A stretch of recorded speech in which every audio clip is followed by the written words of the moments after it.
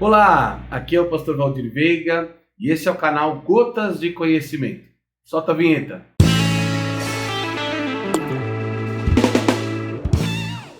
Seja mais uma vez bem-vindo ao meu canal.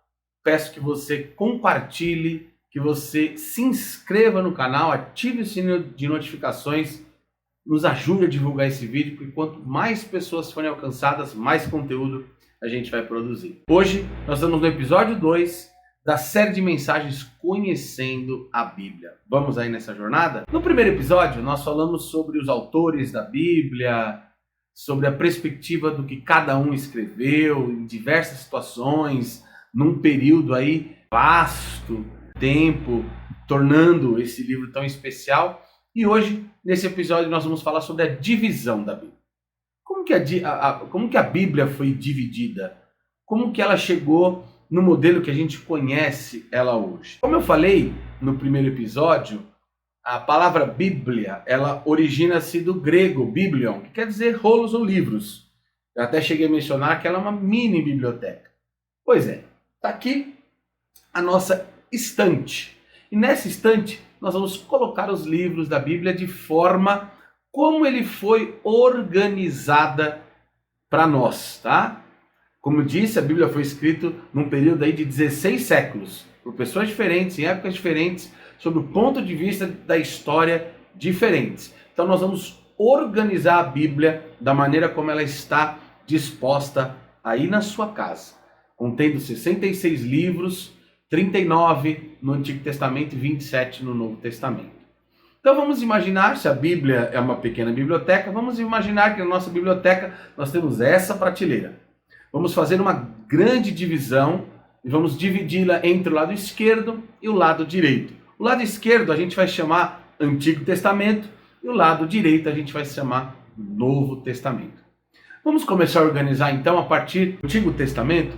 Vamos começar a colocar os livros nas suas devidas seções. Na nossa prateleira da esquerda do Antigo Testamento, ali na primeira seção, na parte superior, nós vamos nomear aquela seção como Pentateuco. O que é Pentateuco?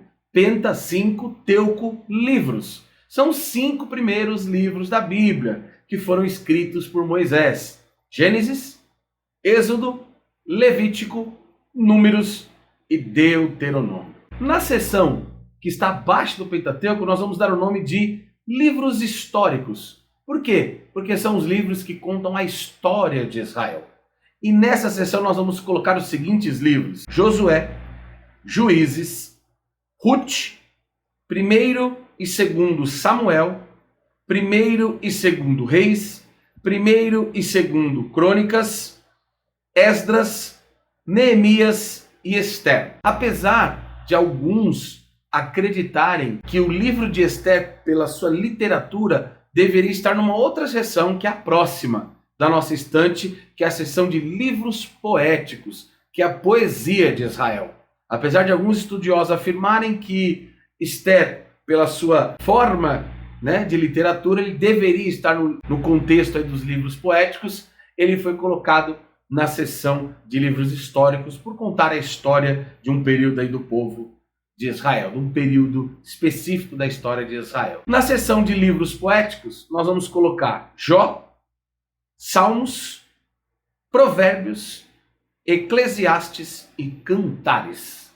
5 livros aí na seção de livros poéticos. A última parte da nossa estante do lado esquerdo, nós vamos fazer 2 divisões e nós vamos chamar ela de livros proféticos. Na primeira seção nós vamos colocar os livros dos profetas maiores: Isaías, Jeremias, Lamentações, que Jeremias escreveu, Ezequiel e Daniel. Essa seção nós vamos chamar de profetas maiores. Pastor, por que profetas maiores? Porque eles são maiores dos que os outros? Não, porque o conteúdo escrito foi maior do que os demais. A Bíblia, no Antigo Testamento, no original hebraico, ela tem uma divisão um pouco diferente. Os profetas são chamados de profeta anteriores e profeta posteriores.